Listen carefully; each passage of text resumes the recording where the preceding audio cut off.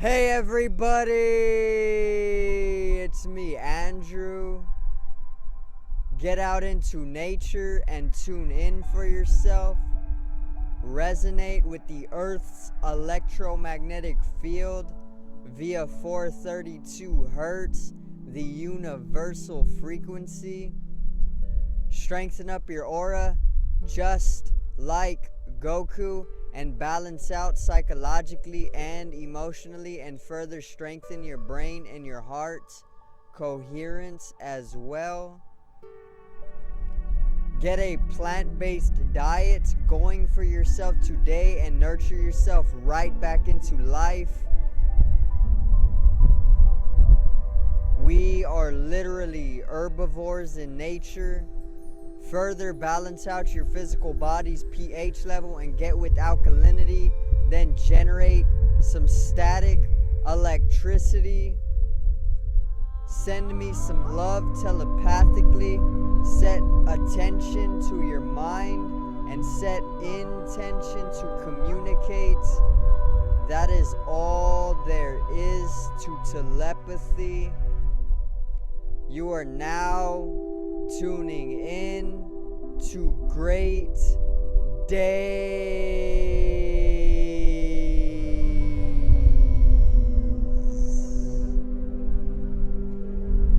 Now today is a very significant day for yoga, okay, and I am actually going to go over the story of how yoga was actually spread throughout the globe. And I am also going to tell a story of Shiva, a Hindu god. Okay, so today's video is International Yoga Day.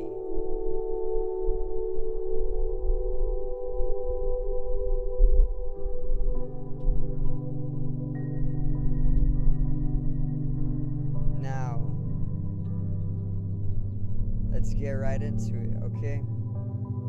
So today, June 21st, 2021, is actually the day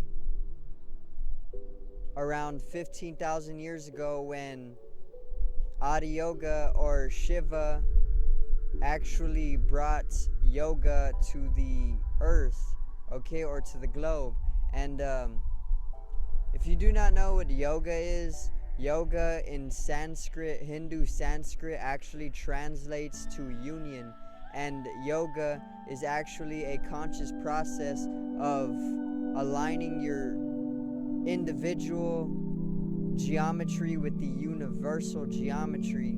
So in other words, it's aligning your physical body with the universal body, okay? And it is very, very, very profound. It is a spiritual practice, and it is all about the mechanistics of the physical body, allowing you to become conscious to a point of transcending the physical body for a more ecstatic and wholeful experience, okay, in life. It is very, very profound. Like I said, I have been doing yoga myself for at least a few months now, and it is been completely changing my life. It is bringing me inward transformation, and it is actually making me more conscious as well. My body is strengthening, and it is actually more in synchronicity with the entire cosmos, okay?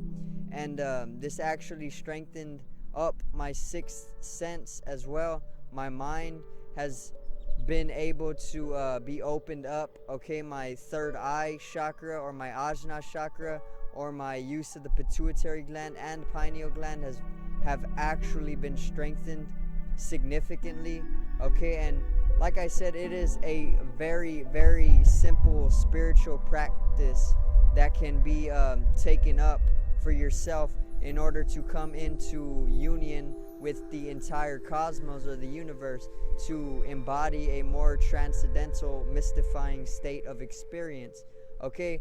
So very, very profound spiritual practice is what yoga is. And basically on this day, June 21st, which is also the summer solstice, Adi Yoga or Shiva, a god of destruction in Hindu mythology, actually decided to finally release the practice of yoga.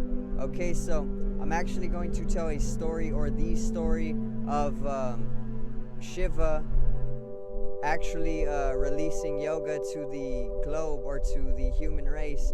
And I'm gonna just simplify everything up as to how yoga came to be. So Shiva, first of all, if you do not know, actually translates to that which is not in Hindu Sanskrit, because his name actually, that which is not, Shiva, actually further means that he was completely transcendental physically. He was no longer a physical body, and this made him literally a god. That which is not, a god of destruction. And he was a god of destruction because he knew the ways to completely eradicate or destroy your identification with the physical body, to bring you to more transcendental, mystifying states of experience, okay? And bliss and ecstasy, and all of these states of being. So 15,000 years ago, a yogi, which if you do not know what a yogi is a being who actually experiences the entire universe as themselves. Okay, so they literally do not distinguish between self and other. They see everything as themselves, because they have come into complete union with everything in existence. Okay, very, very, very deep states of meditativeness and very deep states of pleasure and bliss and ecstasy are what a yogi is all about. Okay, so 15,000 years ago, a yogi mysteriously appeared in the upper regions of the Himalayas. Okay, and a large crowd of people started gathering around him because he was such a blissful presence. He was high in presence, and he was literally getting people high just by being around them. Okay, so basically this yogi gathered up a large group of people because he was such a great presence to be around. And he simply just sat there in the upper regions of the Himalayas 15,000 years ago. Very mysterious, and his origins were also unknown as well. Okay, so he sat there, and a large group of people actually started to gather around him. Now, he literally sat there for months on end. Okay, not just a few hours, not just a few days, not even just a few weeks. This yogi sat there for months on end with no food, mind you, and no water. And this might seem very skeptical, but this is what yogis are all about. Okay, they have transcended the physical body. They don't have the need to even drink or eat for months on end, and this is bringing them to ecstatic states of being and bliss and profound mystifying experience as well. So this yogi literally sat in the same spot for months on end, months upon months, and people within the first few hours and the first few days actually started to leave. Okay, so people were not devoted enough to stay within his presence for prolonged periods of time. So people started actually leaving, and he sat there for months on end. Okay, so he didn't even eat, he didn't drink any water, and people did not know if he was even alive or dead. He literally transcended the physical body, and the only sign of life was that he would occasionally drop tears of complete ecstasy, okay, due to the profound states of pleasure that he was feeling. And basically at the very end of this deep meditation, there was only 7 people left. 7 people actually made it to the very end of his prolonged meditation, okay, which was months, mind you. Now, these 7 people were the devotees that he further chose to drop the seed of yoga into. Basically, he taught these 7 disciples yoga after they showed their devotion to him, and further he then sent those 7 people in 7 different directions in the world to teach the process of yoga. Okay, so he also decided to finally let go of the process of yoga to the human race due to the fact that the sun actually turned south, meaning on the summer solstice 15,000 years ago, the sun actually shifted, or it turned south, and Adi Yoga, or Shiva, that which is not, actually decided to spread yoga that exact same day, because he saw himself no different from the sun. And the sun in astrology is all about self-expression. So the sun turning south actually had him express himself to basically turn south as well, which he then taught yoga to the 7 different people who would then spread it throughout the world. Okay, and that is the story of how Shiva, or Adi Yoga, actually brought the yoga to the human race, the process of yoga, okay, which is unifying with the entire cosmos, okay.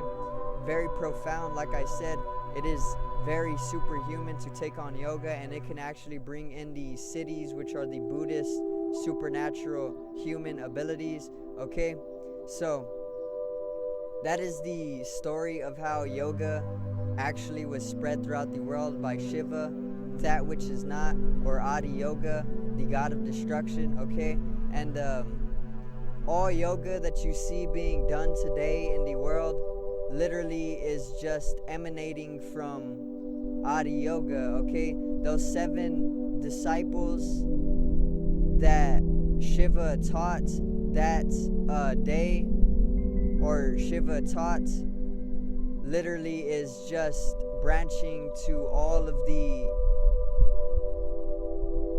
processes of yoga that we see today in the world, okay. So very, very profound story. Like I said, today is the day that yoga came to be. It is International Yoga Day, so go come into knowledge of yoga and maybe even take on a simple yoga practice for yourself, and you will literally instantly start to see the benefits. It allows you to gain a steady hand over your mind as well. And your mind, remember, is a multi-dimensional tool that we actually can use to change our experience of life profoundly, okay. So yoga is a very, very simple spiritual practice for aligning your individual geometry with the universal geometry, and it is, like I said, very, very beneficial in bringing you well-being. So I thank you guys for watching. I hope you did enjoy the video today on how yoga came to be and Shiva. Subscribe over here to the left of me for more content. Help me reach 50 subs. Drop a like on this video to the right of me and support the channel. I love you guys. Have a great day. Generate some static electricity from your ethereal body or your spatial body. It needs to be realized and strengthened. Enjoy your afternoon and generate some love.